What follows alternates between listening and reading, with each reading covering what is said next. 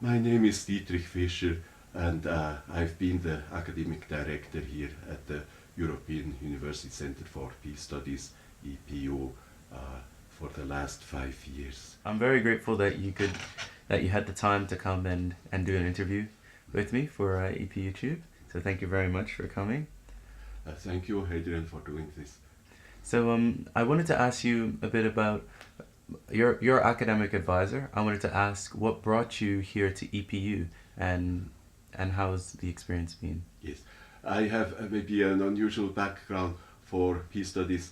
I started with physics, astronomy and mathematics as my major, and then later I studied economics, and there had a chance to work with Nobel laureate Wassily Leontief, who came to New York University.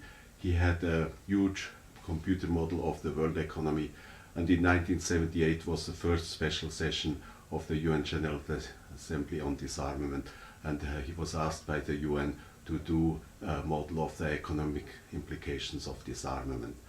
So we ran this model of the world economy with 3,000 equations to see what happens if countries cut their military spending by 25 or 50%.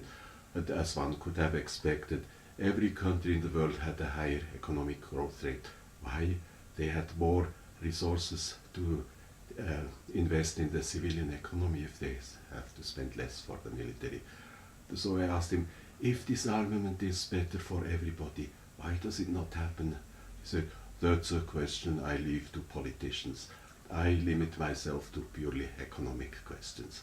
I was not satisfied with that answer, so I began to look into models of arms races. I discovered that there was no distinction between defending yourself, which I find is legitimate, or attacking other countries, which is wrong. So I introduced this distinction and found some interesting results that if you limit yourself to pure defense, there is no arms race, because soon a limit is reached where both partners are safe. They can defend themselves, but they cannot attack the other side, and there is no reason for more military spending. But then in the same year, 1978, I was at the peace conference in Geneva, and I heard that Johann Galtung is in Geneva. He was not there at the time, but I met him later and went to his class. He invited me to participate in a project on goals, processes and indicators of development, which he was conducting for the United Nations University. And I found this fascinating. It opened a whole new world of ideas for me that I had never known before. And how I came here to EPU was that 5 years ago there was a vacancy for the academic director, and our president Gerald Mader asked Johann, who was here at the conference, whom he could recommend, and I'm grateful that he recommended me, and so I got the job. And this has been the best time of my life, to work with students and professors from all over the world who are all dedicated to help make a more peaceful and prosperous world. You mentioned that you'll be finishing soon. How much longer are you staying here with EPU?